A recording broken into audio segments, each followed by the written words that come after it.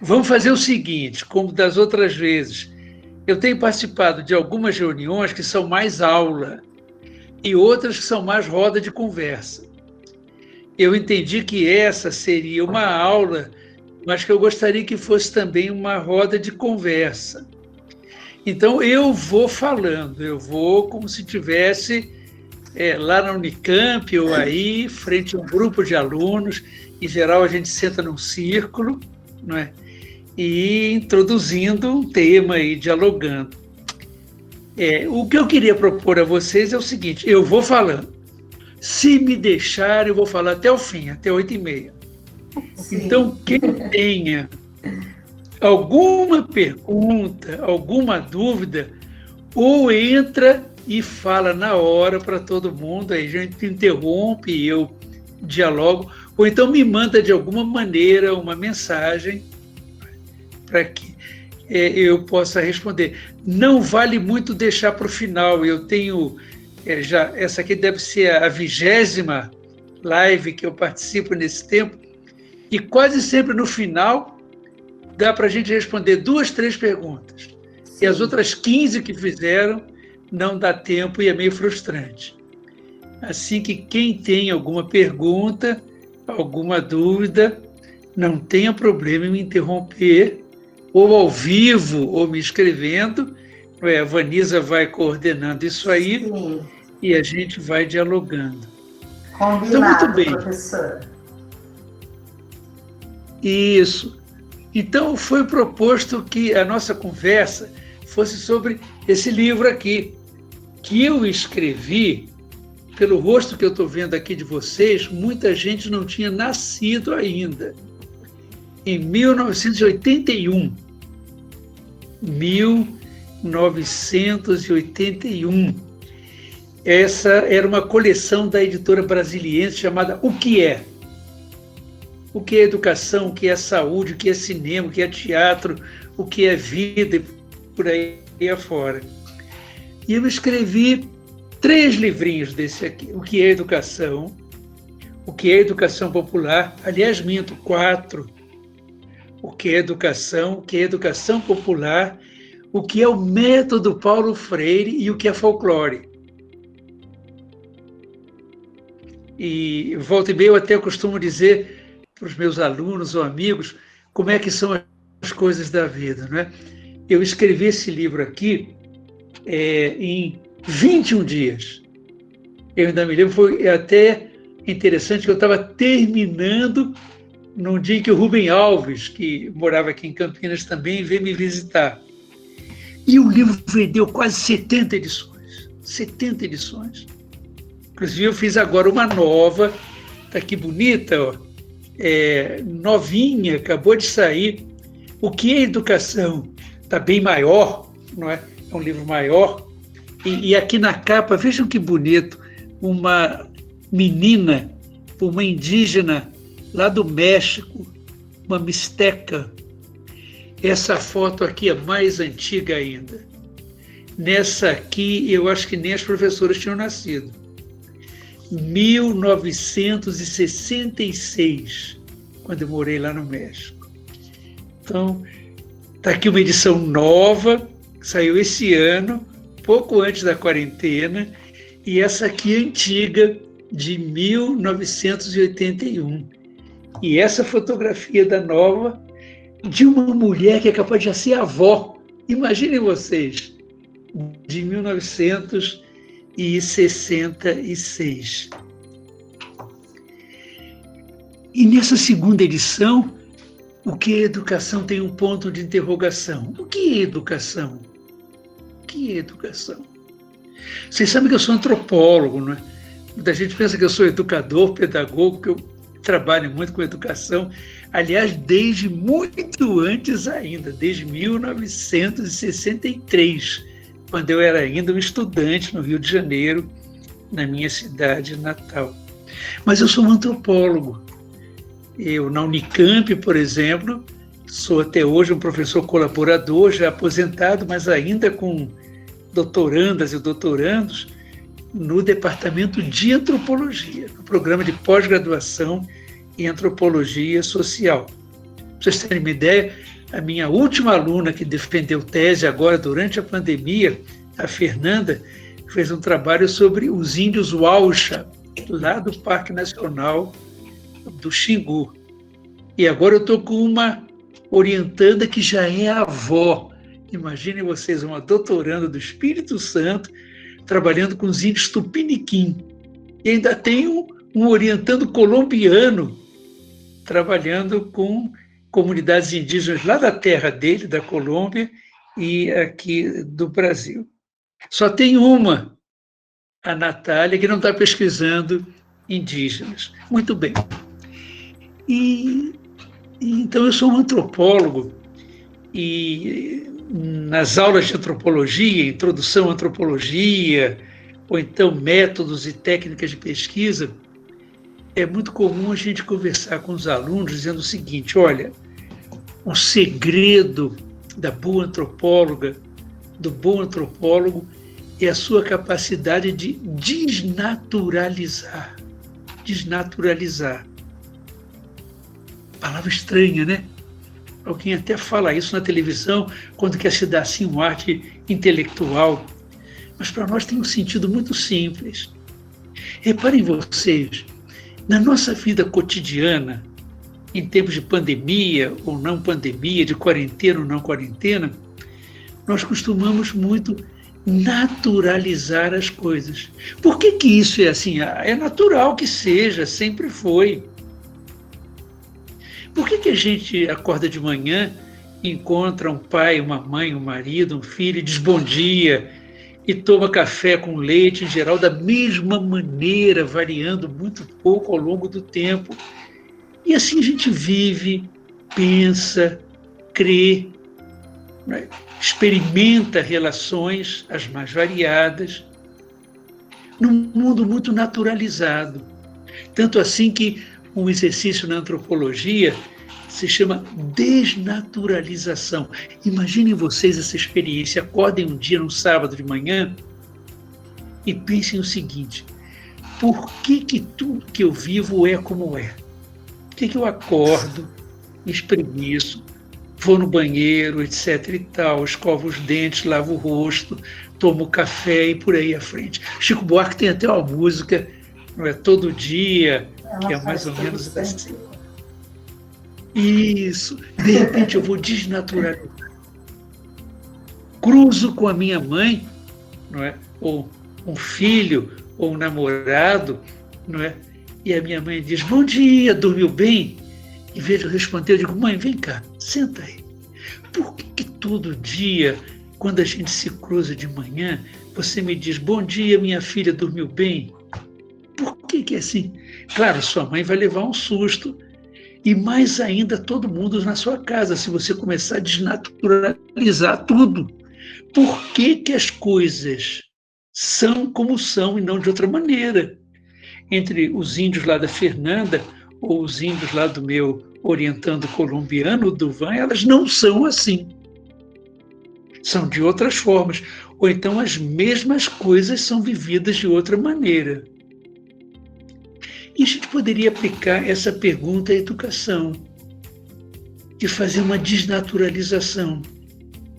É natural que, morando em Paulínia, em Campinas, ou lá no meu Rio de Janeiro, não é, alguém diga: não, a educação é a coisa mais natural, é impossível viver sem educação. Se tivesse um índio perto, ele diria: bom, tá bom, sem educação, tudo bem, mas, por exemplo, sem escola, até os brancos chegarem aqui há poucos anos atrás, nós vivemos 2000 anos sem isso que vocês chamam de escola. E também não tinha, assim, de uma forma institucional, formal, com pedagogos, não é, com professoras, isso que vocês chamam de educação. As pessoas aprendiam, por exemplo, aqui na nossa tribo, uma menina nascia com 16, 17 anos, estava pronta para casar e para constituir uma família e responder por ela tudo necessário para uma moça virar uma mulher, casar e ter filhos, ela sabia, e o pouquinho que faltava ela ia sabendo em poucos anos mais. Da mesma forma o seu marido, um homem, um rapaz. Não só no meio dos índios, eu pesquisei muito mundo rural, não é? Aqui mesmo em São Paulo, até fora do Brasil, na Galícia, em Goiás, onde eu morei, em Minas Gerais. E era muito comum as pessoas dizerem: criança tem que ir para a escola, criança tem que aprender. Não é como antigamente, que a gente mal ia na escola, ficava 3 anos e pronto, agora tem que estudar para ser alguém na vida. Bom, mas e para saber as coisas de todo dia aqui nessa comunidade? Plantar, colher, cuidar de uma família, cuidar de um gado, lidar com a horta. Não, isso a gente aprende sem precisar de escola. Escola até atrapalha às vezes. É muito interessante. Se alguém de vocês quisesse também fazer um exercício de desnaturalizar, poderia fazer uma coisa muito interessante. No meu tempo, a gente pegaria uma folha de papel ao maço. Hoje em dia, vocês podem fazer até no computador. Peguem uma página do computador ou uma folha de papel ao maço e criem várias colunas. E vão colocando na primeira coluna tudo que vocês acham que aprenderam na vida sozinhos, por conta própria. Desde o que a gente faz no banheiro até o que a gente faz na escola. O que vocês aprenderam, por exemplo, com pai, mãe ou outras pessoas mais velhas com quem conviveram quando crianças? O que vocês aprenderam com os seus iguais, que a gente chama em antropologia grupo de idade? Por exemplo, os meus irmãos, os meus primos, outros parentes, os meus amiguinhos, as minhas amiguinhas. Quando eu me lembro, por exemplo, da minha vida de estudante, quase toda ela vivida no Rio de Janeiro, aliás, praticamente toda ela, só a pós-graduação fiz fora do Rio, eu me lembro muito bem o que eu aprendi com pais, com padrinhos, com outros mais velhos, tios mais queridos, com primos, com amigos, às vezes até aprendendo com os amigos coisas que, para uma professora ou para os meus pais, era uma deseducação. Falar palavrão, fumar escondido. Bom, vou parar por aí. Tanto assim, não sei se vocês terão lido esse meu livrinho, eu vou pegar aqui na versão nova, que eu começo dizendo uma coisa que, inclusive, foi motivo de muita polêmica quando eu escrevi em 1981. Eu começo dizendo: ninguém escapa da educação. Muitas pessoas, muitos camponeses mais velhos com quem eu trabalhei, índios, escaparam da escola, nunca foram à escola. Mas da educação, muitos até diziam: não, professor, eu nunca fui na escola, não. Meus filhos foram, tá tudo na escola, mas eu não fui. Então, eu posso não ser uma pessoa instruída, eu mal sei ler e escrever, mas aqui, para a nossa vida de todo dia, não tem professor de escola que saiba mais do que eu. Então, eu não disse ninguém escapa da escola, mas ninguém escapa da educação. Primeira frase, né? É isso mesmo, logo no começo. Isso na versão original. Na outra versão, já está mais na frente. E logo no começo do livro, já ao gosto do antropólogo, eu transcrevo uma carta, que é uma carta muito conhecida, de índios dos Estados Unidos, respondendo a autoridades da Virgínia, de Maryland, que propuseram a esses índios que enviassem os seus jovens, alguns deles, para a escola dos brancos na cidade.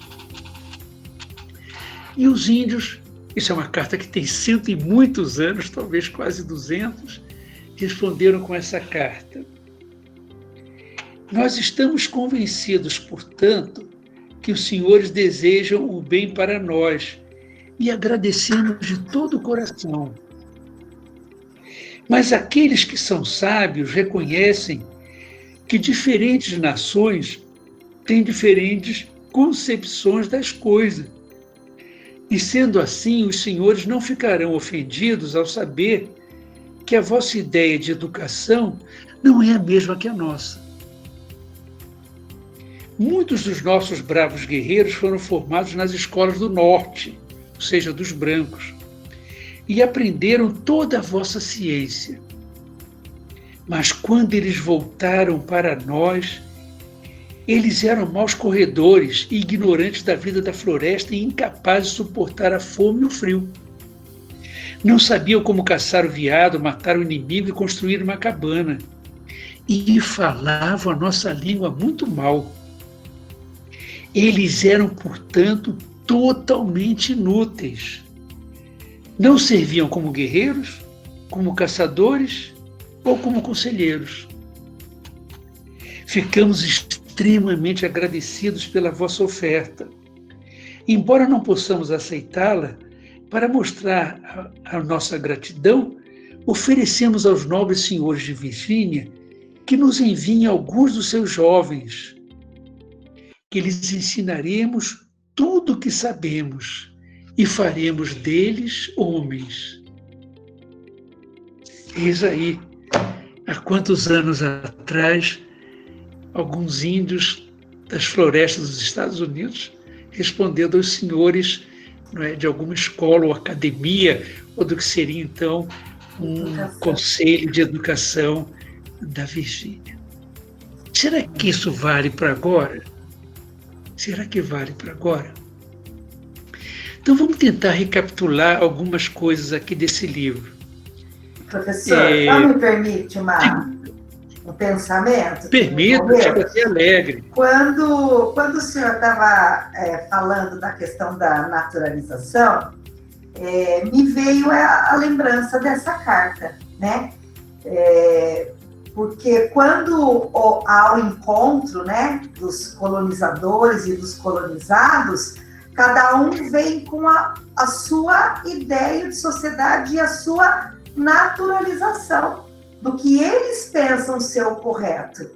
E aí, nesse momento desse encontro, né, dos indígenas junto com os colonos, os colonizadores da época, para que esse encontro acontecesse de fato, precisaria ter a desnaturalização do que cada um entendia ali, qual é a sua concepção de, no caso aqui, educação, né? E hoje em dia, assim, essa palavrinha naturalização e desnaturalização, ela é muito presente, assim, na minha vida, né? Porque é exatamente isso, a gente vai fazendo, e a gente, muitas vezes, até o que não é natural, passa a ser de tanto que a gente faz, né? Algo que, num primeiro momento, é novidade, aí a gente se espanta no primeiro momento, mas no segundo dia é igual, no terceiro é igual, depois é igual de novo, depois é igual de novo, que na 10ª vez, quando vem uma situação igual àquela que no início trouxe espanto para a gente já se acostumou, né? A gente se acostuma e passa a ser... Então, tem algo que já é natural, porque a gente nasceu com elas, e tem outras que a gente vai naturalizando ao longo da vida, né?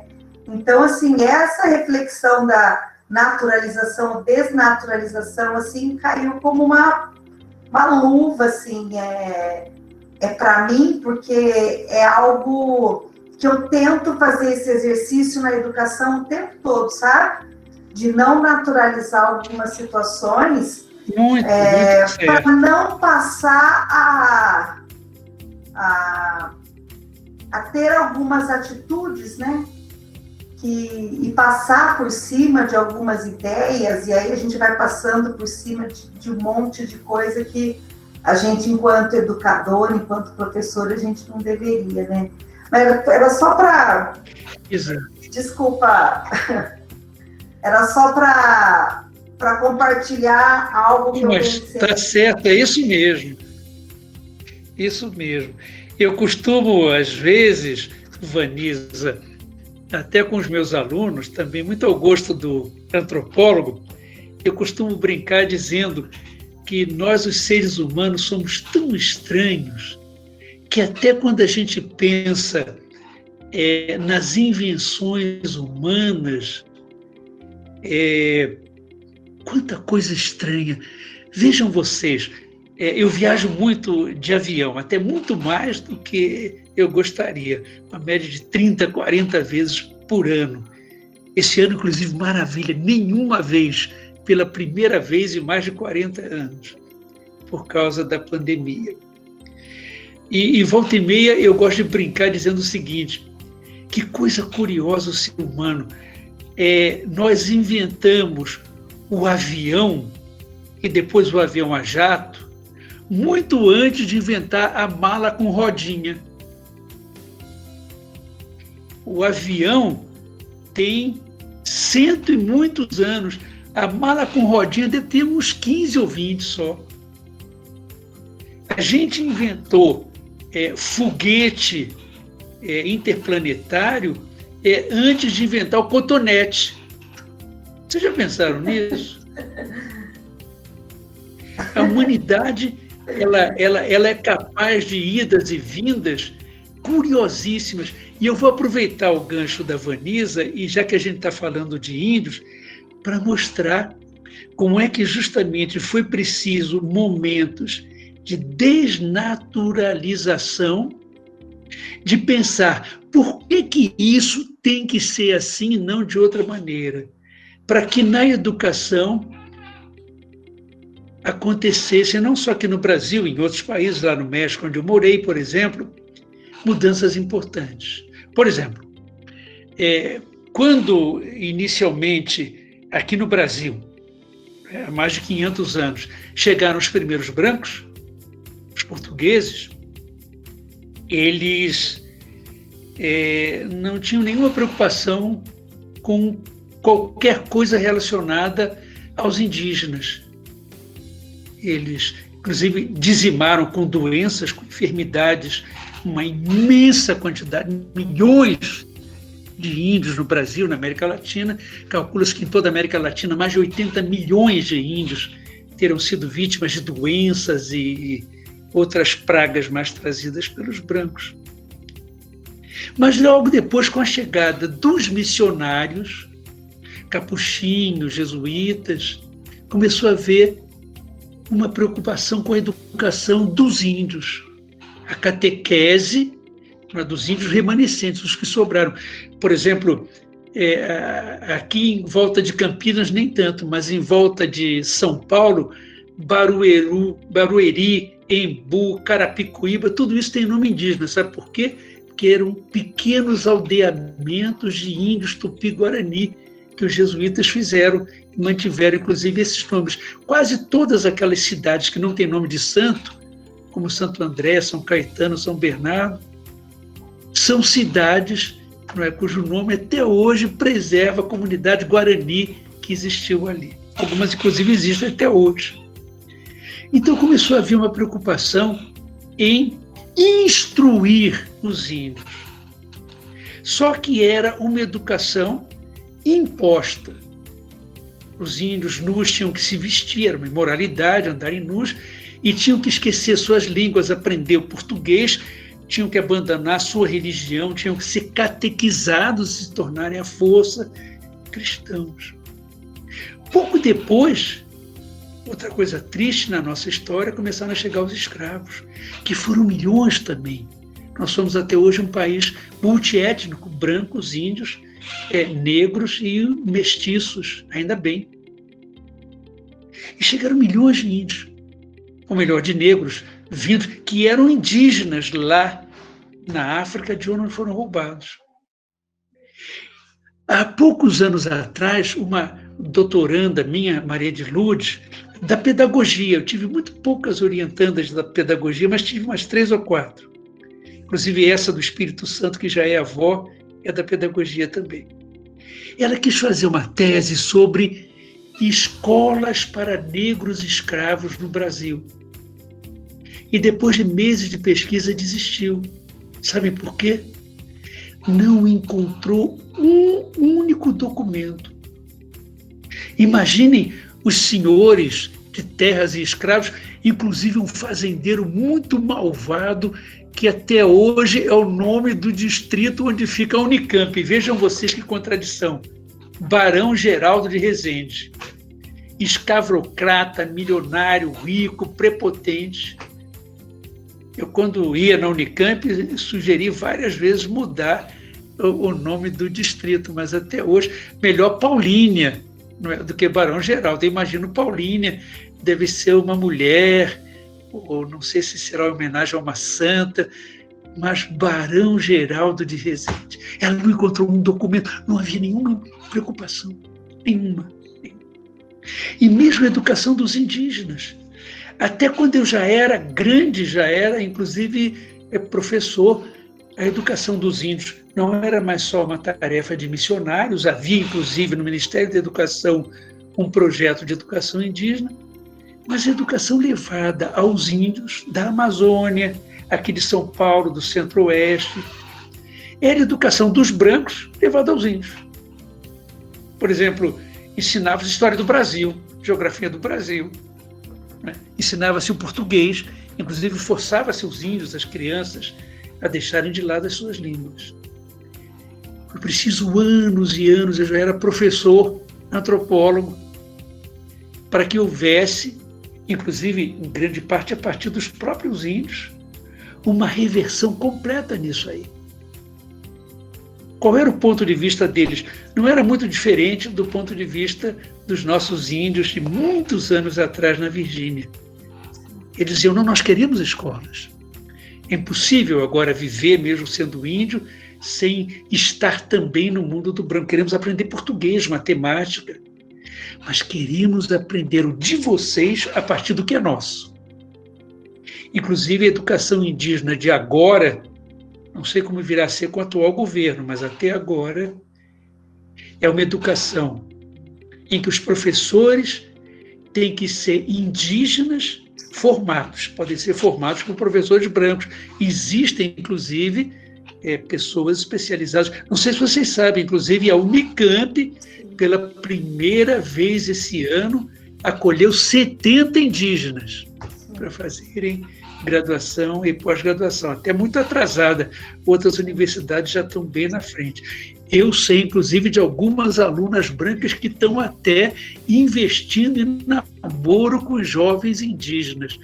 Acho que vão sair maravilhas aí, não só pedagógicas, mas de outra natureza também.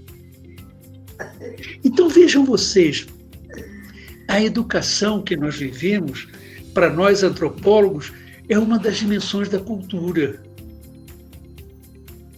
Ou seja, nós, seres humanos, somos seres do mundo da natureza, inclusive evoluímos ao longo de milhões de anos, mas somos seres que, a diferença dos outros seres da natureza, os cachorrinhos, vocês, os gatinhos, os macacos na floresta, nos tornamos seres naturais, mas naturalmente culturais, naturalmente humanos.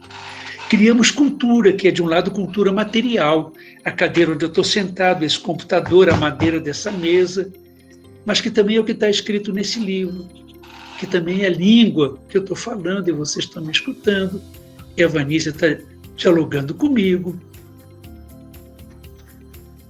E entre as muitas instituições do mundo da cultura, nós criamos uma delas chamada educação. Educação. Ou seja, nós somos uma espécie de seres vivos cuja possibilidade de saber e de aprender a saber é tão complexa que ela precisa passar, primeiro, por um processo que atravessa muitos anos. Quem cria um cachorrinho, ou um gatinho, sabe que sem necessidade de ir para a escola de cachorro, embora existam por aí, né? Um cachorrinho com 1 ano, 2 de idade está pronto para viver a vida dele. Você esquece quem é a mãe, nunca viu o pai, e está um cachorro pronto para a vida. Alguns animais vivem isso muito mais depressa, não é? A tartaruguinha que nunca viu a mãe, que sai de um ovo posto na terra, na areia, ela já nasce pronta para correr para o rio, para o mar e viver a sua vida. Tudo que ela tem a aprender, ela vai aprender interagindo com o ambiente. Um passarinho, não. Um filhotinho de passarinho vai precisar conviver um tempo com o par de pais, ou então com a mãe. Até muito bonito. Até alguns desenhos animados aproveitam isso aí como uma história. Um cachorrinho mais ainda, um macaco mais ainda. O macaquinho, às vezes, vai precisar 1, 2, 3 anos de convivência, ou com o par de pais, ou com a mãe, para aprender o que ele precisa para viver depois no bando dele. E o ser humano? E a criança humana? Quando o macaquinho com 3 anos de idade é praticamente um jovem adulto pronto para a vida, quem é uma criança de 3 anos? E uma criança de 6? E um rapazinho de 16? São ainda pessoas em pleno processo de aprendizagem. E não apenas de aprendizagem de como é que se come, de como é que se descome, de como é que se transa, como é que se faz isso e aquilo, mas aprendizagens extremamente complexas. Extremamente complexas. Eu estou vendo agora meus netos lá no Rio de Janeiro, o Pablo e a Yara, estudando, não é? E aprendendo, bom, tudo que eu aprendi, mais algumas coisas novas que apareceram na educação. E eu fico pensando, que processo longo, não é? Como nós somos seres, ao mesmo tempo carentes, precisamos dos outros, desde o par de pai, mãe, até professoras, professores, não é? E quantos outros ingredientes mais, hoje em dia, muitos deles eletrônicos, para um processo que cada vez mais a gente vive, não é só quando faz pós-graduação, não, como alguma coisa infindável. Tanto assim que a Unesco, ela lançou uma proposta no começo desse milênio de uma educação ao longo de toda a vida. Educação ao longo de toda a vida. Felizes vocês que são jovens, pelo que eu estou vendo os rostos aqui. Tem os rostos que aparecem, tem os outros que aparecem só umas letras. Mas jovens que estão vivendo, apesar de todas as mazelas políticas, viróticas e outras mais, mas vivendo num tempo que nós chamamos de a era da consciência, a era do conhecimento. Vocês sabem por que tem tanta informática hoje em dia? Não é só porque a nossa tecnologia desenvolveu tudo isso e a Samsung e a Dell, não é, tem que vender os seus produtos. Não, porque nós estamos vivendo o começo de uma humanidade em que cada vez mais a partilha dos conhecimentos, dos saberes, vai ser a essência da nossa vida. Vai ser a essência da nossa vida. Eu ainda sou do livro, não é? Para vocês terem uma ideia, eu sou uma das únicas pessoas que eu conheço que não tem celular. Vocês conhecem mais alguém? Em compensação, eu leio 10 livros a cada vez. Um monte deles aqui ao meu lado. Só no banheiro tem 2. Eu contei para eles, viu, professor? Contei que não tem celular. Então, deixa eu dizer para vocês algumas coisas. Olha, mas se alguém quiser fazer alguma pergunta, vamos lá. Querem falar, pessoal? Tem uma até que o retratinho dela, ela está fazendo assim, mas não pergunta. Tem uma sorridente aqui em cima, a Rafaela, mas tem a Júlia aqui, tem a Fabiana com o menino, tem o Matheus, tem uma família aqui da Isabela. Bom, eu imagino que vocês estejam...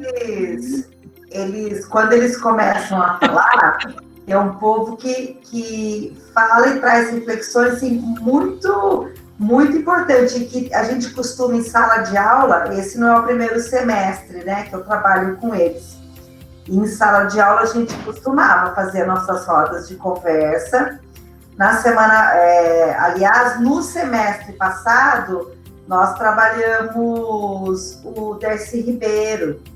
Então, toda essa explanação, né, da questão do índio, do encontro com o colonizador, da questão do negro, é algo que a gente viu bastante no semestre passado através do Darcy Ribeiro, né? Então, assim, só vem colaborar e mostrar para eles esse olhar que a gente tinha criado, assim. E é um pessoal, assim, que na aula passada, essa questão de desnaturalizar e a questão do conhecimento, né? Eu falei para eles o quanto está sendo um desafio para mim, essas aulas online, né? Eu estou ali acostumada com as rodas de conversa, eu estou acostumada com chegar perto do aluno, com olhar para o olho, tentar ver aquele que está quietinho lá no cantinho e tentar resgatar. E isso traz muitos elementos para mim. E sem contar essa questão da tecnologia. E na aula passada, que foi a minha primeira aula online, e eu não tenho feito uso do Google Meet desde que a pandemia começou, eu tenho medo das tecnologias. Eu também tenho. Aí nós tivemos esse desafio, e eu resolvi encarar como um desafio. E eles me ajudaram. Na semana passada, eles me conduziram pela mão para eu conseguir entrar, usar os instrumentos e as ferramentas que tinha. Então, eles iam falando, sabe? É assim, professora, faz assim, professora. De uma maneira muito paciente, assim. Uma turma do coração. Você sabe que eu também estou apanhando muito, inclusive amanhã, por exemplo, amanhã não, quinta-feira, eu tenho uma terceira aula de uma série de 12 que eu estou preparando para o Instituto Paulo Freire. E estou apanhando, porque o Paulo Padilha, que é quem coordena, falou, olha, Brandão, são aulas de meia hora, são 12 aulas de meia hora.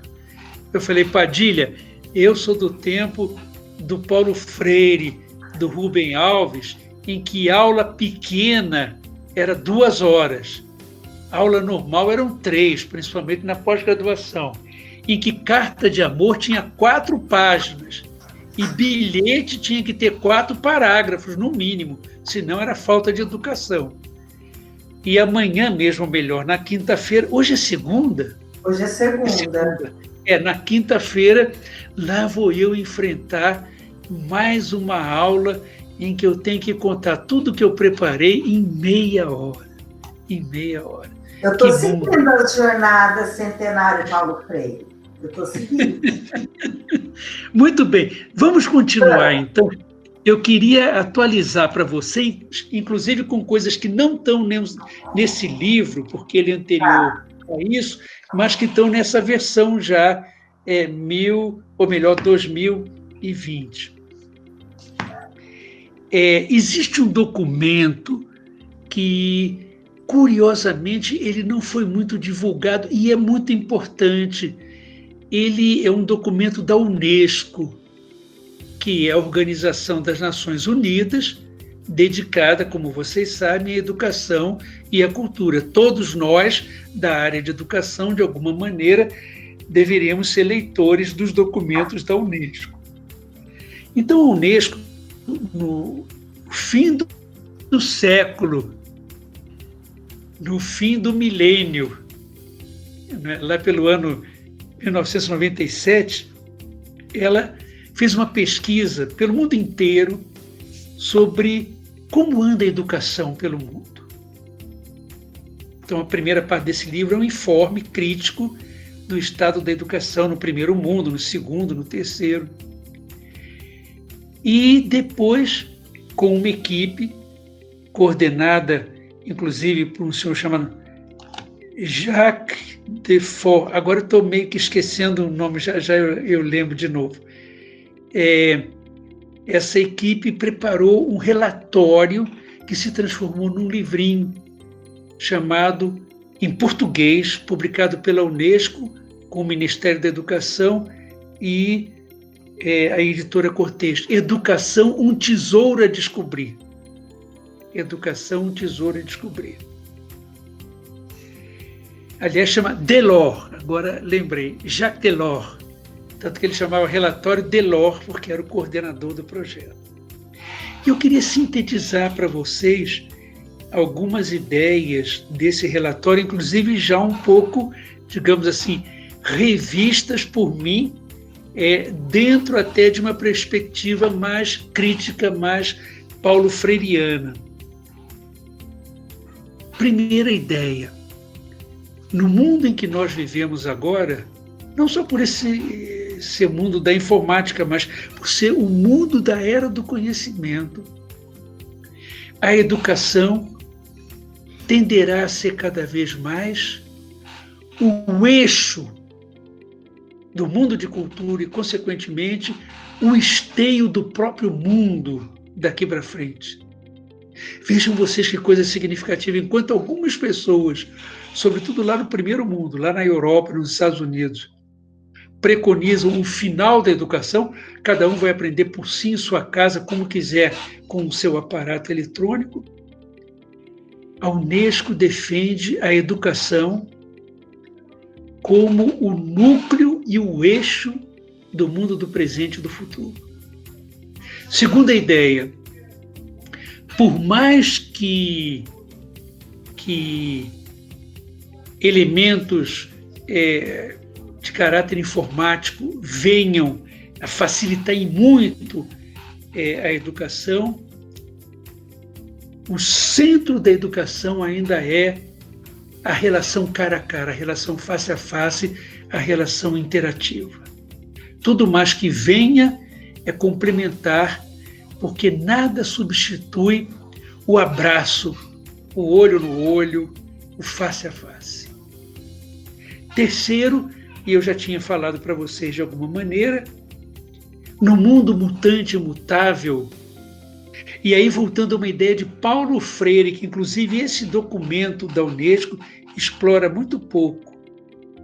E sendo nós, vocês estudantes, eu já bem mais velho, seres inacabados, mas sempre passíveis de acabamento, e seres imperfeitos, mas sempre aperfeiçoáveis, ao contrário do que se pensava antes, eu estudo para me preparar para o mundo do mercado, do trabalho e pronto. Ao contrário, o estudo em minha vida tenderá a ser inacabável, uma educação por toda a vida. No mundo do futuro, até o contrário. Cada vez mais nós trabalharemos menos. Acredita-se que daqui a 20 anos, 3 homens trabalhando 4 horas por dia numa empresa moderna farão o mesmo trabalho que 6 homens trabalhando 8 horas. E a grande pergunta de Paulo Freire, de Rubem Alves, de Carlos Brandão, da Unesco é: e o que nós vamos fazer com todo o tempo que vamos ter à nossa frente? Vamos nos plantar na frente da televisão e ficar vendo Big Brother Brasil interminavelmente? Não merecemos isso. Vamos ficar ouvindo Wesley Safadão? Também não merecemos. O tempo que nos sobrar, o tempo de agora, não precisa ser do futuro, é o tempo para viver a grande aventura humana, o aprender. O aprender é ilimitado. É limitado. Eu tenho muitas coisas na minha vida que são limitadas. Por exemplo, eu fiz 80 anos, agora em abril. Quando era menino, mais ou menos, estou vendo as caras de vocês aqui, talvez um pouquinho mais moço, mais velho que algumas pessoas, eu era escalador de montanhas no Rio de Janeiro. Escalava montanhas, era guia de escalada. Hoje em dia, para mim, é um problema subir uma escada de 4 degraus. e grandes escaladores, inclusive o conquistador do Everest, o Edmund Hillary, quando velhinhos também. Mas, a não ser que venha um Alzheimer, espero que não venha, eu estou lendo, estou estudando, estou relendo, inclusive, livros sobre educação, que eu não li até agora, aos 80 anos. Aos 80 anos.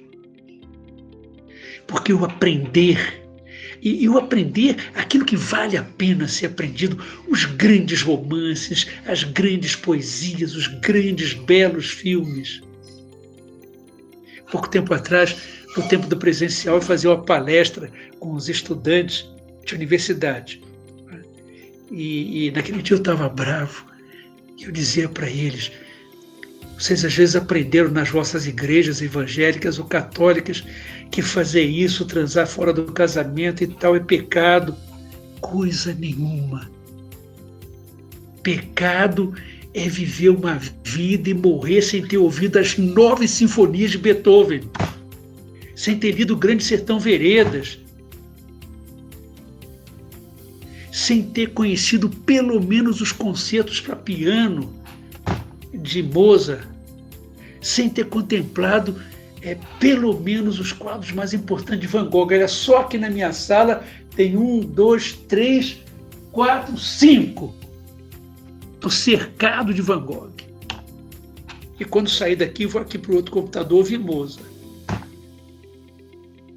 Tudo isso está aí à nossa frente. E nós não estudamos apenas para conseguir um bom emprego. Também é importante, não tem dúvida. Ou aprender a fazer alguma coisa, a se especializar em algo para, de repente, ser um competente médico, uma odontóloga, uma antropóloga. Antropologia, aliás, é uma ciência com muitas mulheres, por isso é que é uma ciência tão bonita e tão profunda. Mas eu não fui feito para o que fazer, eu fui feito para o que sonhar, para o que criar.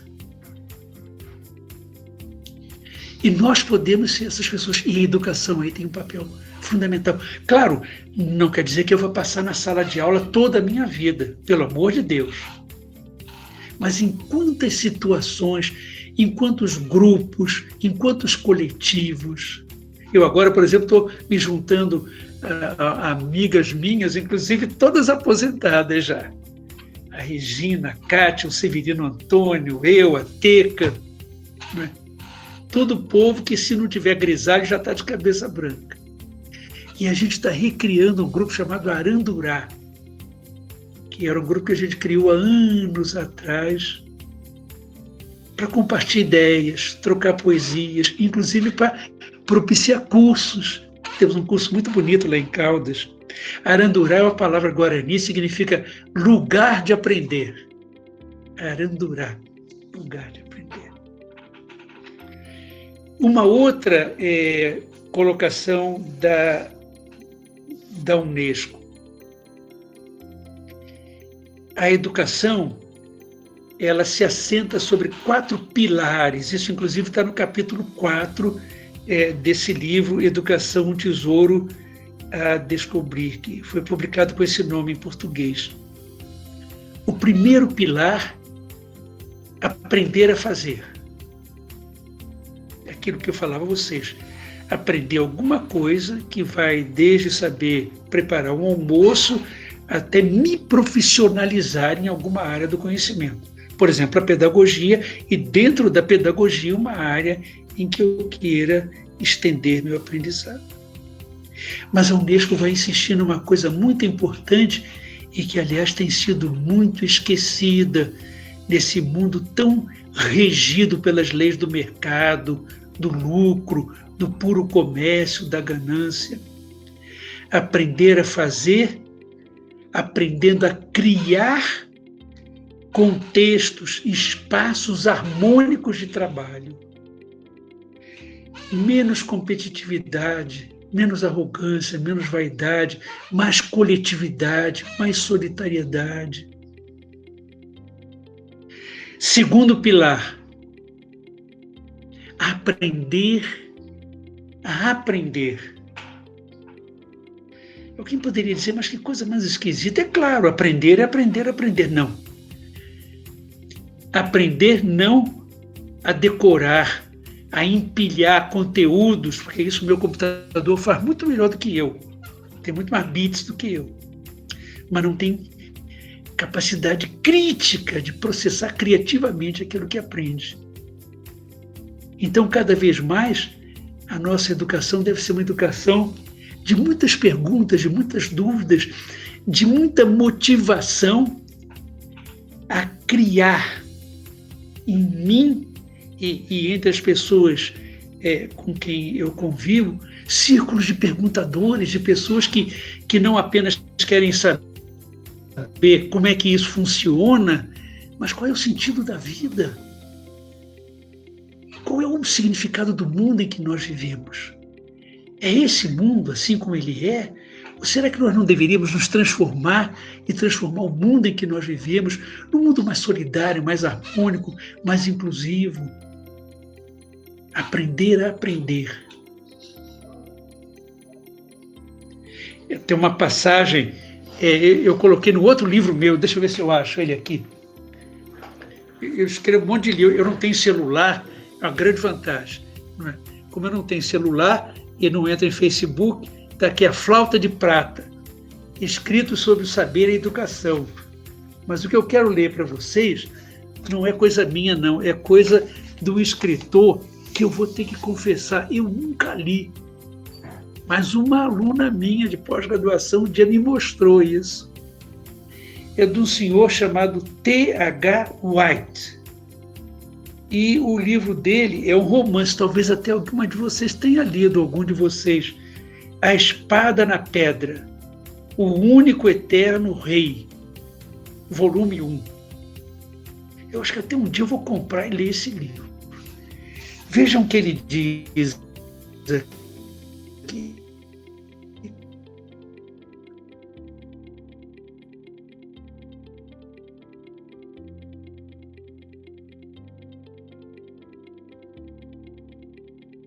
Acordado, escutando a ordem de suas veias.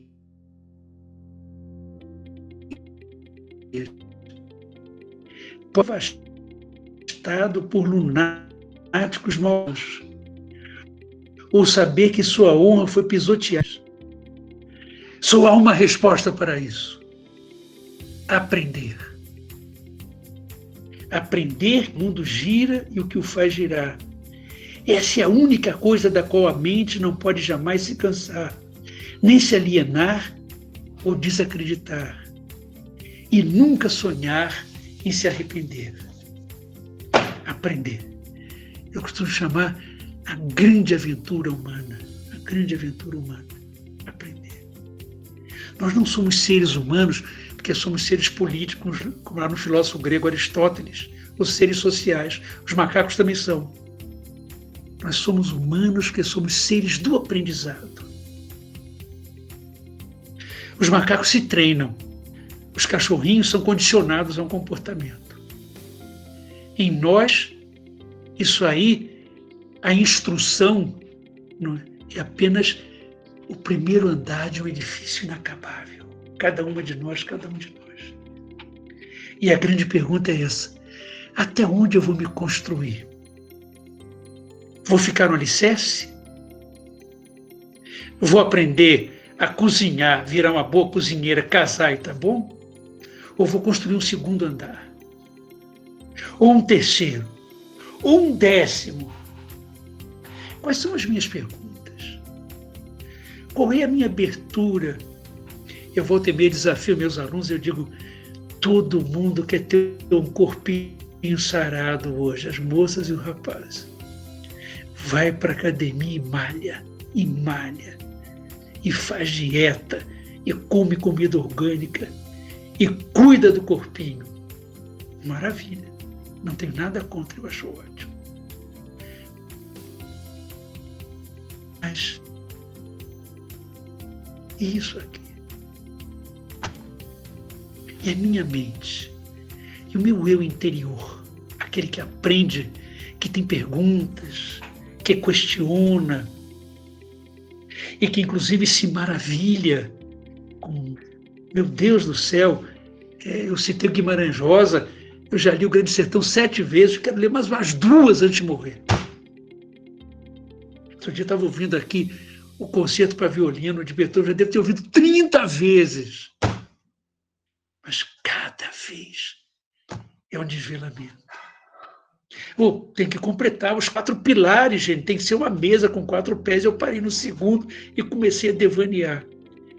Terceiro pilar, aprender a conviver. A conviver. E nesse sentido, mais do que no primeiro pilar, que está restrito ao mundo do trabalho, o documento da Unesco é mais radical. Um dos aprendizados mais essenciais, justamente nesse mundo tão regido pelo empreendedor, pelo competitivo, é o aprender a conviver, a criar espaços solidários, aprender a trabalhar em equipe. Vocês reparem, vocês que estudaram e estão estudando história da educação, pedagogias, reparem o seguinte: todos os grandes pedagogos, de Sócrates a Maria Montessori, a Claparede, a Freinet, a Paulo Freire, a Rubem Alves, não foram grandes educadores porque criaram um método de aprendizagem mais moderno. Isso tem um monte de gente que criou. Foram e são grandes educadores. Vou lembrar de um vivo, Miguel Arroio, meu querido amigo, porque criaram modalidades de uma educação mais solidária. Uma educação em volta de um círculo, mais dialógica, com equipes de trabalho. Outro dia, ainda conversava, eu já me encontrei com ele mais 5 vezes, não é?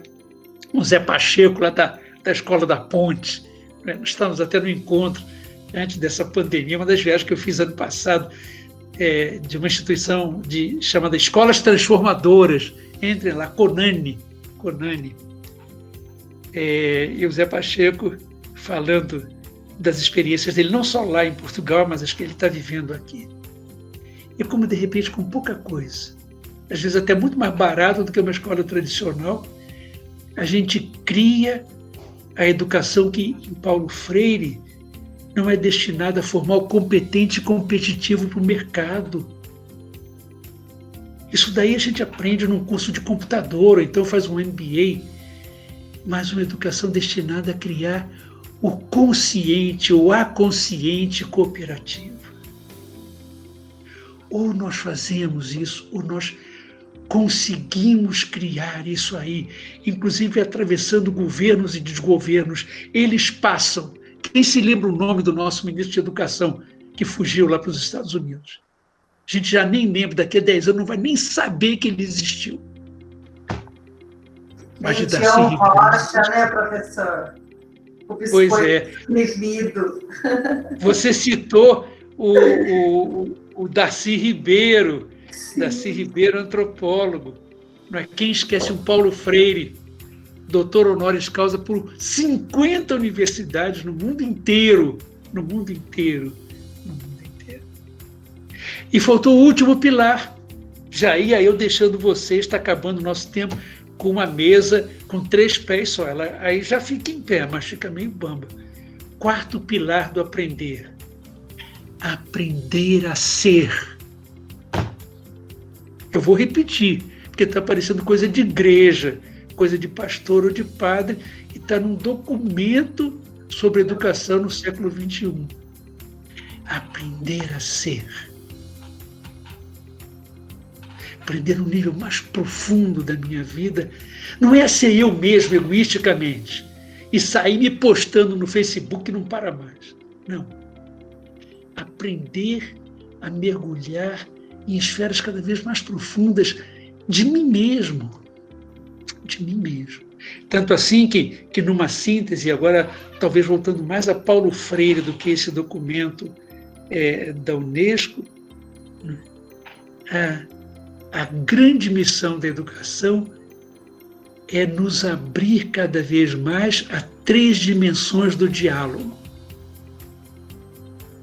Estou até lembrando que quando o Paulo Padilha me pediu para dar essas aulas, que vão ser apresentadas ano que vem, são 100 anos do nascimento do Paulo Freire, no Instituto Paulo Freire, ele chamou de aulas virtuais. Eu disse, não, Padilha, vamos mudar o professor Paulo Freire para diálogos virtuais. Aí ele falou, então vamos chamar de diálogos virtuosos, que na verdade viraram 12 diálogos virtuosos. Quinta-feira tem o terceiro. Tem que caber em meia hora. Onde é que eu estava mesmo, hein? Bom, aprender a ser.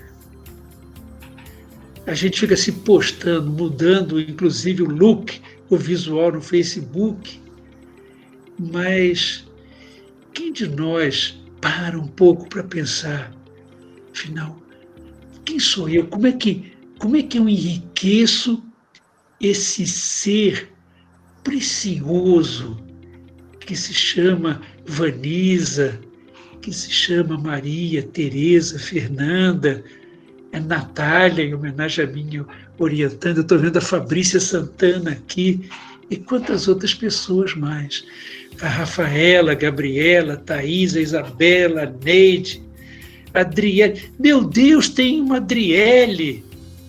É a segunda que eu conheço. Olha aí. Eu conheci uma Adriele que namorava o sobrinho de uma doutoranda minha. Aliás, não merecia, porque ela era linda, é uma pessoa maravilhosa, e ele era cara de pau. Agora já separaram. Deixa eu ver essa Adriele aqui, não tem o rosto dela. Adriele espanhol com H. Adriele espanhol. Muito bem, mas já estou eu aqui devaneando entre Adrieles. Aprender a ser. Aprender a fazer, aprender a aprender, aprender a conviver e aprender a ser. Isso num projeto pedagógico por toda a vida. E eu gostaria de terminar, tem que ir, às 8h30 já tem outro compromisso, contando uma historinha que eu gosto muito de contar. Ela já ficou até velha, porque inclusive a personagem principal, para vocês terem uma ideia, foi uma aluna minha em Goiânia, em 1968, quando eu dava aulas lá, justamente na Faculdade de Educação. Quantos anos terá essa moça? Eu não lembro o nome dela. Mas ela, no primeiro dia de aula, me deu uma lição de vida que eu nunca mais esqueci. Eu já contei essa história 50 vezes. Ela deve ser uma vozinha hoje em dia, deve ter sido uma diretora de escola, já aposentada. Como eu não sei o nome dela, não lembro, vou chamar de Adriele. Está aí, vou dizer que foi a Adriele. Ela me disse que ela entrou na pedagogia, por isso minha aluna. E aí ela tinha um namorado, eu espero que tenha casado com ele, que entrou na medicina. E no que eles se encontraram e se festejaram, os dois passaram para a Universidade Federal, ele muito carinhosamente disse para ela, olha, eu te quero muito, eu te amo muito, queria até, acho que a gente vai casar, mas eu só tenho um problema, você está indo fazer pedagogia. Puxa vida, tem amiguinhas suas que entraram na odonto, na fisioterapia, não digo medicina, mas pedagogia. Aí essa menina, que quando minha aluna devia ter 18, 19 anos, ela virou-se para o namorado e falou, olha, eu acho maravilhoso você ter entrado na medicina, mas você devia achar maravilhoso também eu ter entrado na pedagogia. Porque veja bem, você vai estudar 6 anos, eu talvez um pouco menos, vai fazer residência e vai ser, no futuro, um médico. Poxa, vai ser bom se a gente casar. Mas tem o seguinte, você vai ser um médico, vai ser um cardiologista, um pneumologista, um médico especializado em aparelho digestivo, um ortopedista. Puxa, que bom. Agora, eu vou me especializar em pedagogia, eu vou ser uma educadora. E você já pensou numa coisa? Se todo mundo é especialista em alguma coisa, a educadora, ela é especialista no espírito humano. Uma professora não é menos do que isso. Nós somos aqueles a quem toca trabalhar com o espírito humano, não apenas com a mente, como psiquiatra, mas com a totalidade do ser humano. Com a totalidade do ser humano. Eu insisto muito nisso. Às vezes, conversando com minhas alunas, não precisam ser de pedagogia, não, porque a maioria são de outras áreas, como eu contei a vocês. Inclusive, eu, durante anos, dei aulas na pós-graduação lá na Federal de Uberlândia, na geografia, trabalhando com geógrafos. Mas para todo mundo que sonhava ser professor, inclusive praticamente todo mundo que faz antropologia aspira a ser antropólogo e professora, eu dizia: nós não somos professores, educadores, só porque ensinamos. E quando somos educadores, ensinamos não apenas conteúdos, conhecimentos, mas conteúdos críticos, consciência. A palavra consciência em Pedagogia do Oprimido de Paulo Freire é a palavra-chave. Não apenas aprender, ele vai se antecipar muito ao documento da Unesco, mas aprender a pensar criticamente, inclusive politicamente, o mundo em que eu vivo. Ser um agente de transformações. Isso já era uma preocupação de Sócrates há 3.000 anos atrás e de Paulo Freire há 3 anos atrás. Nós somos educadores também pelo seguinte: todo o saber que foi produzido no mundo e que é criado desde a mais remota antiguidade, os grandes pensadores, filósofos, poetas, os místicos, os teólogos, os cientistas, tudo que eles produzem e escrevem, hoje em dia gravam, né? Uma vez escrito, como esse livro aqui, vira o que a gente chama em antropologia cultura morta. Está lá, um livro, que é educação. Mas quando uma professora pega numa sala de aula um livro, podia ter sido de Carlos Brandão, mas de Paulo Freire, de Rubem Alves, né? E lê um trecho e dialoga com os seus alunos, ela está tomando uma cultura adormecida, uma cultura morta e trazendo a vida de novo. Trazendo a vida de novo. Nós somos pessoas que ensinam, pode ser numa escolinha rural, uma turma de alfabetização de Mova, os seres através de quem a sabedoria, todos os saberes das matemáticas, das literaturas, das ciências todas, das artes, é revivido, é transmutado de pessoa a pessoa. Todas as pessoas que um dia se transformaram numa Adélia Prado, num Miguel Arroio, não é? No Manuel de Barros, no Guimarães Rosa, um dia foram uma criança, não é, que mal chegou num quadro negro, como essa índiazinha misteca aqui, não é, para fazer uma continha simples, 1 mais 3, que ela até escreveu ao contrário. Começamos assim.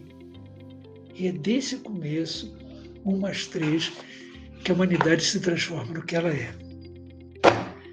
Daí, agora eu estou fechando, hein, Vanisa? Não vai ter tempo nem para a gente dialogar. Sim. Apareceu uma outra pessoa aqui, da Aya, gente, que nome mais bonito, ou indiano ou indígena, da Aya Santos. Está ela aqui sorridente. Bom,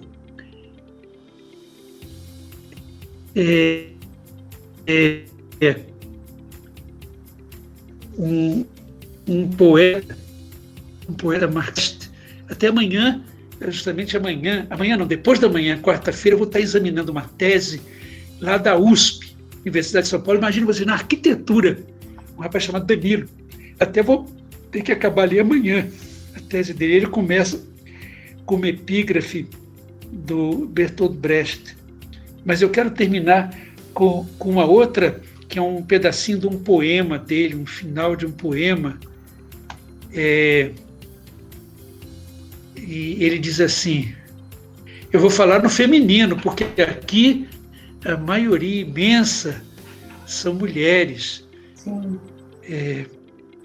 Se não morre aquela que planta uma árvore, e nem morre aquela que escreve um livro, com mais razões não deveria morrer nunca aquela que educa, porque essa semeia nas almas e escreve nos espíritos. Muito bem. Gente, professor. uma alegria, dialogamos pouco. Alegria nossa. Só Vanessa entrou no diálogo, mas agora entrem entre vocês. Olha a Day. Cadê a Adriele?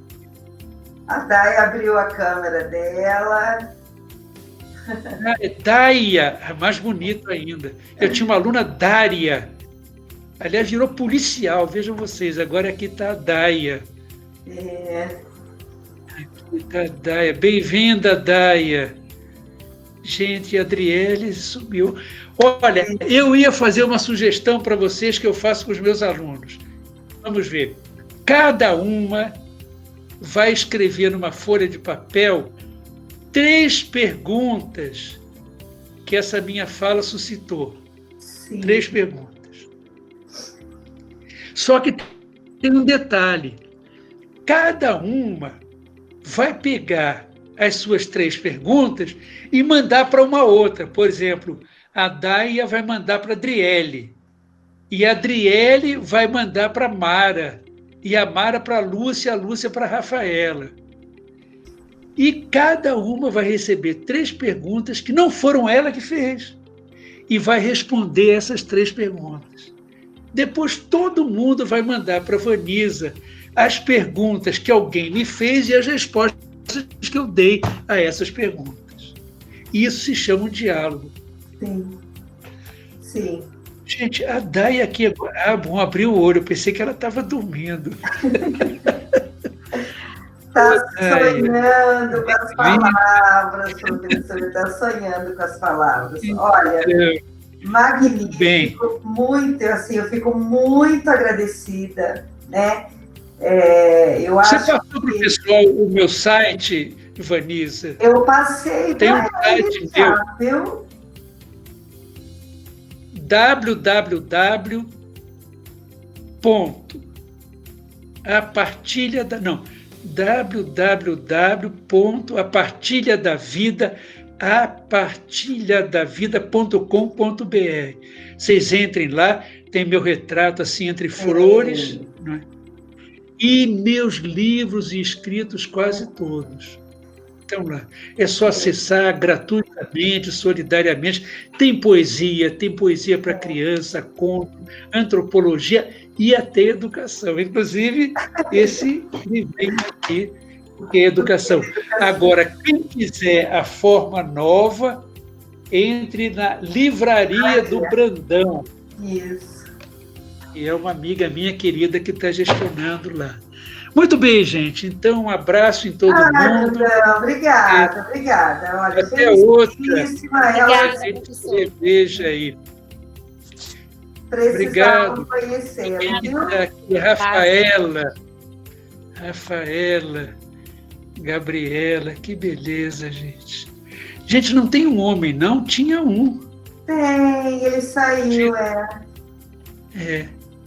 Mas vamos deixar a educação com as mulheres que estão muito certas, porque eu vou dizer, tem alguns homens geniais na educação, mas tem alguns que, pelo amor de Deus, só esquecendo mesmo.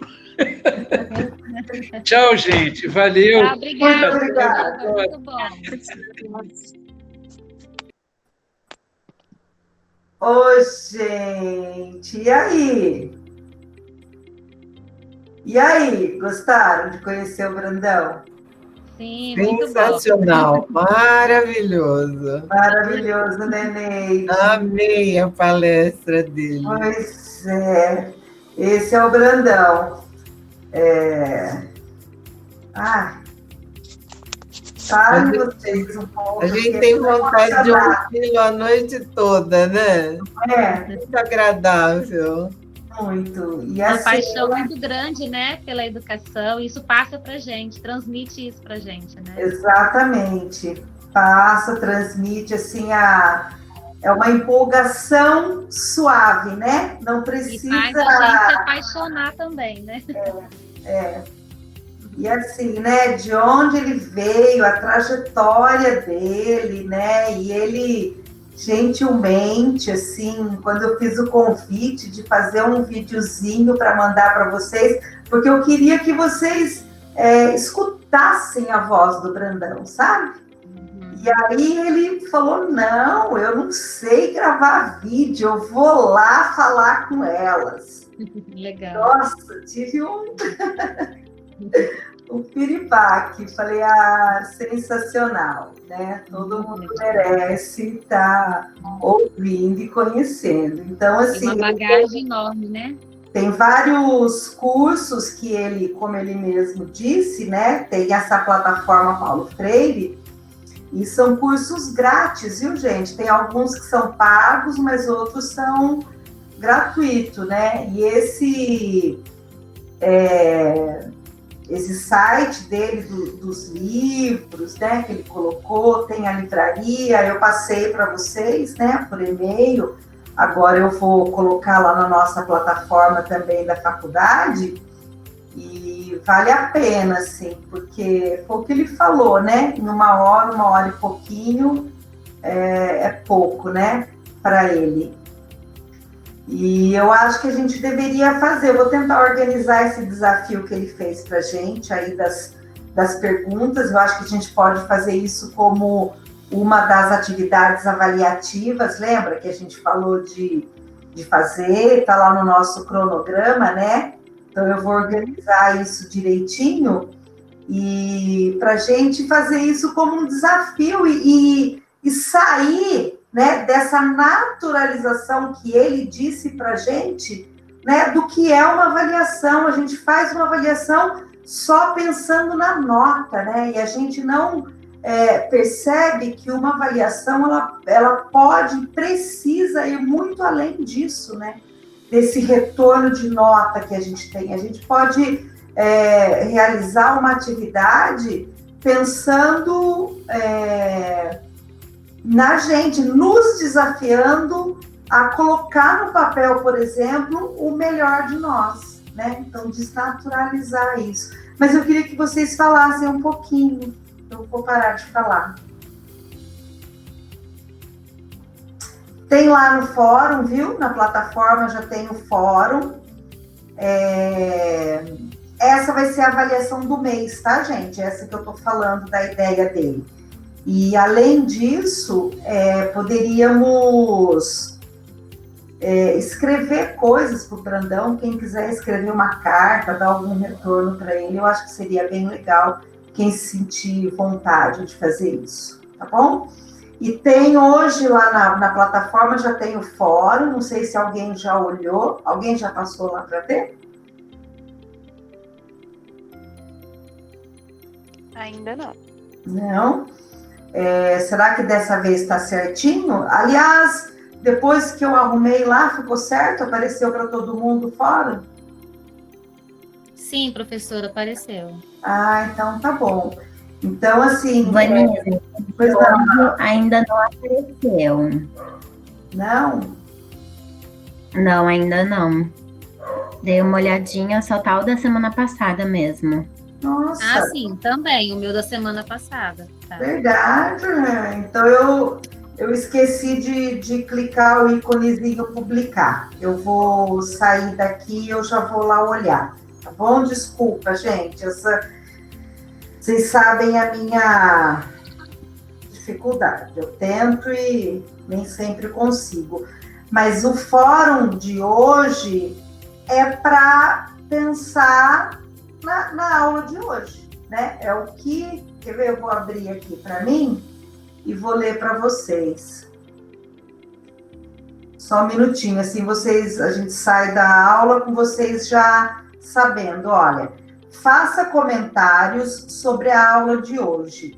que aspectos da aula de hoje você considera importante para a sua formação e para a educação de um modo geral?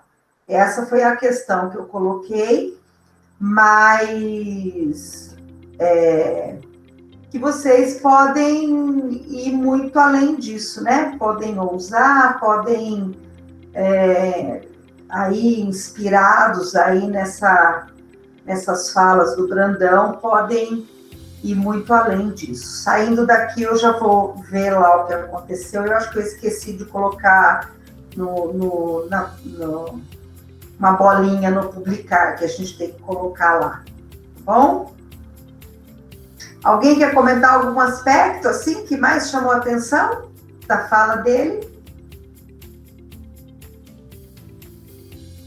Acho que quando ele falou sobre esse último trecho, não me lembro muito bem, mas de falar com a alma, e foi realmente isso que ele passou pra gente. Eu senti um prazer tão grande, porque às vezes a gente, como pedagogas, a gente fica um pouco apreensiva, fica um pouco assim, será que eu escolhi o curso certo? A historinha que ele contou mesmo. Mas assim, são nesses momentos que a gente fala, puxa, eu tô no caminho certo, é isso que eu quero. E, nossa, foi muito bom, parabéns pela iniciativa também, professora, que eu não esperava, foi muito legal, eu adorei. Que bom, Rafaela, que bom. O que me chamou a atenção, assim, várias coisas, mas achei muito legal, porque muitas vezes a gente pensa muito no emprego, né? Eu achei legal ele colocar assim, que aprender não é apenas para a gente arrumar um emprego, né? Mas é um privilégio, é uma grande aventura humana, né? Eu achei muito legal essa forma essa visão do que realmente é aprender, né? Que é uma aventura, é um privilégio, é algo gostoso, é algo que, né? Não apenas para arrumar um emprego, né? Achei bem interessante. Muito bom mesmo. Desnaturalizou um monte de coisa, né? A fala dele desnaturalizou, desconstruiu várias ideias que a gente tem, e uma delas é essa, né? Em relação a quando a gente é mais novo, que a gente vai para a escola, adolescente, o legal é falar que a gente não gosta da escola e que a gente não gosta de aprender, né? Está no topo, está ali na rodinha de todo mundo quem diz que não gosta, quem nega, né, a educação. Existe essa naturalização no Brasil de quem nega a educação, e tanto é assim que o contrário, quem se pega no estudo tem um nome pejorativo que é o nerd, né? Então, assim, é a gente encarar o aprendizado enquanto uma alegria mesmo, né? Uma satisfação. É tão bom quando a gente consegue, a gente se sente pleno, né? Se sente bem, se sente feliz, porque a gente conseguiu se transformar através de um estudo, de algo que eu me dediquei, a gente se transformou, né? Então, esse olhar para a educação, né, para o aprendizado, para o estudo, e é muito isso que ele traz nesse livro, que é a educação, que aí na semana que vem eu vou trazer, né, algumas questões do livro, que faz parte da nossa bibliografia, e que a gente vai ver ali alguns conceitos, e ele traz muito isso, assim, por isso que ele fala de educação e não de escola, de instituição, escola, né? Ele fala do estudo, trazendo essa possibilidade da gente se fazer através do conhecimento. Verdade, ele fala sobre que ninguém escapa da educação, porque quando a gente está aprendendo, seja convivendo, seja na escola, mas a gente sempre vai aprender alguma coisa, né? Até quando ele falou da carta, às vezes você quer mostrar que a sua educação é diferente, mas você acaba não compreendendo que outras pessoas têm outras educações diferentes, outros modos. Eu achei bem interessante. No primeiro parágrafo você deverá... Oi? Professor, eu gostei também da parte onde ele fala que o professor tem que também tem que viver a sua parte profissional e também não esquecer da sua parte, da sua vida pessoal, né? Porque, na verdade, o que você leva para a sala de aula muitas vezes são as experiências, né? E então isso tá interligado de uma certa forma. E eu achei muito interessante, porque às vezes muitos professores esquecem isso, né? Foca tanto na escola, no plano aula, nessa coisa louca, e acaba deixando um pouco a vida de lado, onde a gente se encontra depois muitos professores passando por um processo de depressão. Quando eu fazia tratamento, eu tive com vários professores e que acabaram porque também não conseguiram separar isso, né? Então, quando ele falou, aí eu achei muito interessante, viu? Aí assim, é a educação que impera aqui no Brasil, né? Que é muito conteudista, né? A gente vê isso dentro das escolas, e não que o conteúdo não vá fazer parte, né? O nosso instrumento é o conhecimento, então é isso que a gente vai fazer dentro de uma escola. Mas como, né? A gente separa, fecha a gavetinha do pessoal, e aí fica só com o conteúdo, né? E ele chegou a dizer também, né? Que a gente lida integralmente com as pessoas, né? Nós somos vários, nós somos pensamento, nós somos corpo. Tanto é que se a gente tiver, o nosso corpo não estiver bem, a gente não consegue estar numa aula e produzir nada, né? E tem o lado espiritual, tem o lado amoroso, tem a questão da solidariedade. Então, somos seres integrais. E é assim que temos que olhar para as crianças quando a gente estiver numa sala de aula, né? Sem a gente se excluir desse processo aí. Então, que bom que ele veio e conseguiu assim, né? Vocês conseguiram ouvir a voz do Brandão.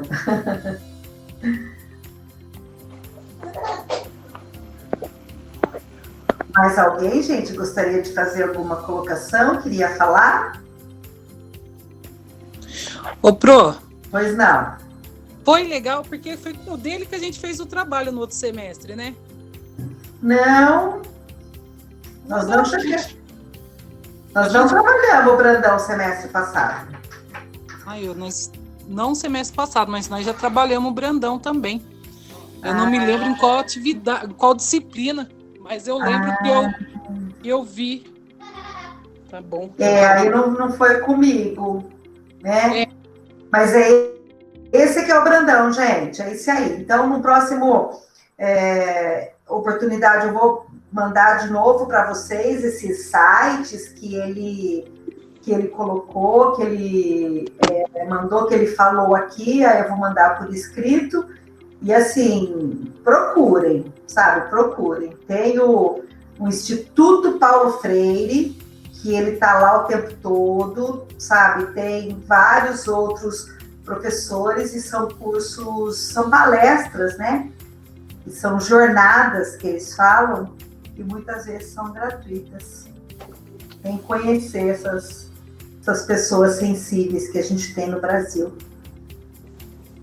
Valeu? Ótimo, excelente. Ô, professora. Deixa eu te falar uma coisa, que eu também achei bem interessante, é que eu tava pensando como que eu ia colocar isso que eu tava achando, sabe? Sim. Que ele fala que quando ele fala sobre a definição de educação, que ele, além dele definir dele falar, né, que é além de uma aprendizagem, assim, de ir para a escola, de aprender com uma professora, que essa aprendizagem é também da experiência, né? Então, assim, que até lá em uma tribo lá que ele citou, ele fala que a pessoa falou que ela pode não ter assim, uma aprendizagem de escola, mas mas ela tinha uma aprendizagem que era de experiência de vida. E eu acho que isso realmente acontece muito, porque a gente até já chegou a falar sobre isso algumas vezes, que a pessoa ela não tem uma educação, a educação dela não é necessariamente a educação de ir na escola, mas é realmente da experiência de vida. Então, eu acho que foi bem isso que ele colocou, que a pessoa, o que ela tem internalizado de aprendizagem, não é só o ir para a escola, o português, a matemática, ter um professor, uma pessoa que é formada para ensinar, mas sim das experiências que o ambiente proporciona para essa pessoa. Sim, isso ele coloca muito bem assim no primeiro e no segundo capítulo do livrinho dele, O que é Educação.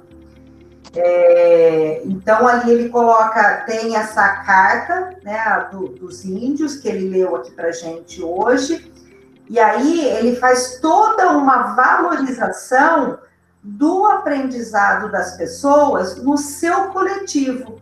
Então, essa experiência de vida que a gente fala, também não é individual, é coletiva, né? Então, as pessoas estão dentro de um grupo social, e aí as pessoas aprendem umas com as outras, valorizando o que cada um traz, e muitas vezes o papel que a pessoa ocupa dentro daquele grupo social. Então, Lilian, dá uma lidinha no primeiro, aliás, todas, assim, esse capítulo 1 e o 2, ele fala exatamente sobre isso, sabe? Sobre esse aprendizado fora da escola, né? Esse aprendizado que não é dado pela instituição. E aí, no finalzinho do segundo capítulo, ele faz essa introdução do que é a pedagogia. Então, por isso foi muito bom ele ter falado hoje, que quando vocês forem ler o texto agora, vocês vão lembrar de várias falas dele e falar, nossa, é isso, né? Então, é isso que ele quis dizer. Aí você lê e vai conseguir... Vai associando, né? Uma coisa com a outra, a fala dele ao texto dele. Leiam essa semana, eu mandei semana passada no e-mail de vocês. Vocês receberam? Eu vi o e-mail. Isso, tem lá anexado no e-mail. Hoje eu coloquei na plataforma e eu vou liberar lá. Mas tem também no site dele, né? O site que ele colocou hoje, tem o livro lá no site também. Tá bom? Ô, professor, eu entrei aqui no fórum, não tem nada aqui no fórum. Então as pessoas me avisaram, Joelma, foi aquilo que eu estava falando. Eu fiz toda a atividade, tá. E eu acho que eu não coloquei para publicar, tá tudo lá prontinho. Então, a hora que a gente terminar aqui, eu vou entrar lá e vou publicar. Um dia eu consigo chegar e deixar tudo certinho. Tomara. Eu faço isso no WhatsApp, escrevo a mensagem, quando vou ver eu não enviei, só escrevi. Eu fiz isso, eu organizei a aula direitinho e não coloquei para publicação. Tranquilo. Mais alguém quer comentar?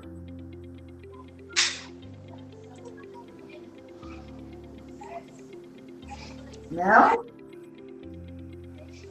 Então, olha, essa...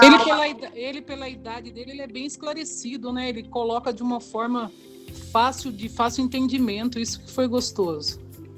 Você viu, Joelma? Ele lê 10 livros ao mesmo tempo. Nossa. 10 livros ao mesmo tempo. E eu vi que algumas pessoas chegaram depois, né? Então, assim, lembrando que a aula está sendo gravada, ainda está gravando. Eu iniciei aqui com as ferramentas mesmo. Meu celular agora ele deu sinal de vida, tem hora que ele fica 2 dias desligado, apaga. E aí o computador tem que ser compartilhado. Sim. Aí hoje pegou e eu falei, deixa eu usar o celular porque tem áudio, senão eu fico só digitando e às vezes o que eu quero falar já passou e ficou para trás e eu nem participei da aula, mas hoje deu certo, graças a Deus. E quem quiser rever, né, eu vou colocar lá na nossa plataforma. Eu acho que hoje não, mas amanhã eu coloco e aí dá para ver tudinho de novo. Tá bom? Podemos encerrar? Beleza. Ok, Pro, obrigada, viu? Acho que foi uma experiência diferente e bacana para nós ter ele aqui participando hoje. Legal, que bom. Tem uma disciplina que a gente está fazendo com o Evandro, que a gente tem que fazer um trabalho mais ou menos sobre, quer dizer que todo o assunto hoje, todas as disciplinas, fala de como se tornar essa aula remota de uma forma mais interativa, que busque fazer com que o aluno se interaja, que tenha aquele prazer em estar fazendo essa aula, que é chata mesmo, assim, você vir na frente do computador, pegar um celular na mão, querer participar. Então, assim, as ferramentas é complicada, mas que nem se todas as aulas fossem que nem essa, assim, tivesse um convidado, essa coisa de você acabar querendo falar, estar perto para interagir com a pessoa, que é o que eu sentia muita falta na faculdade, né? Dessas pessoas que pudessem estar vindo e trazer essa experiência para a gente, porque isso que é gostoso, é isso que o curso nos traz de diferencial, porque você está tendo essa vivência ali e isso é gostoso, né? Lá na frente, quando você estiver fazendo no campo profissional, você vai lembrar das palestras, vai lembrar dessas principalmente foi a primeira vivência que eu tive, assim, dentro da faculdade, com o convidado pela telinha esse semestre. Então, interessante, foi muito bom, muito gostoso. E ver que a idade não atrapalha em nada, eu que tenho 47, às vezes a gente fica se perguntando se, que nem ele colocou aí, se está no curso certo, se eu não tivesse ido para outro campo.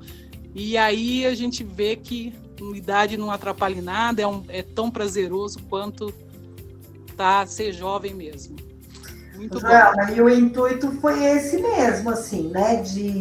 Quando eu pensei em trazer não trazer, né? Porque ele que se colocou à disposição, quando eu pedi para ele gravar um vídeo, foi pensando na metodologia, né? O que é que eu posso oferecer para essas alunas, para esses alunos, que vai ajudar na formação, que vai fazer uma diferença na formação deles, e que como eu posso fazer isso, né? Então, desse jeito que nós estamos vivendo agora, que são essa tal das aulas remotas, né? Para não ficar só um monte de fotinho, um monte de carinha, eu falando.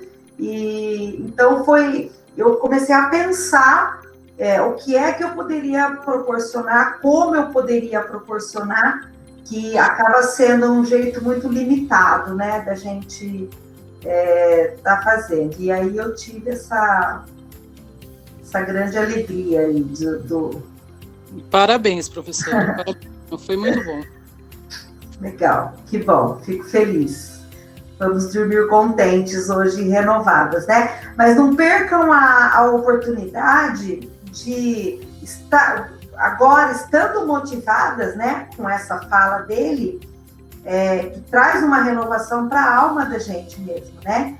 Estando motivadas, não deixa essa motivação passar, porque senão daqui a pouquinho fica morno de novo e a gente esquece. Então, assim, registra, né? Porque o que a gente escreve fica para sempre. E vocês escrevendo, vocês lendo novamente em algum outro momento, vocês vão reviver essas emoções de hoje. Então, assim, se não for para escrever, para colocar no portal, né, se vocês quiserem se soltar de uma maneira que não queiram colocar no portal, escrevam de alguma forma para vocês, ou para o próprio Brandão, ou para mim particularmente, mas não percam essa oportunidade de eternizar esse pensamento e esse sentimento de hoje. Tá bom? Beleza, professora.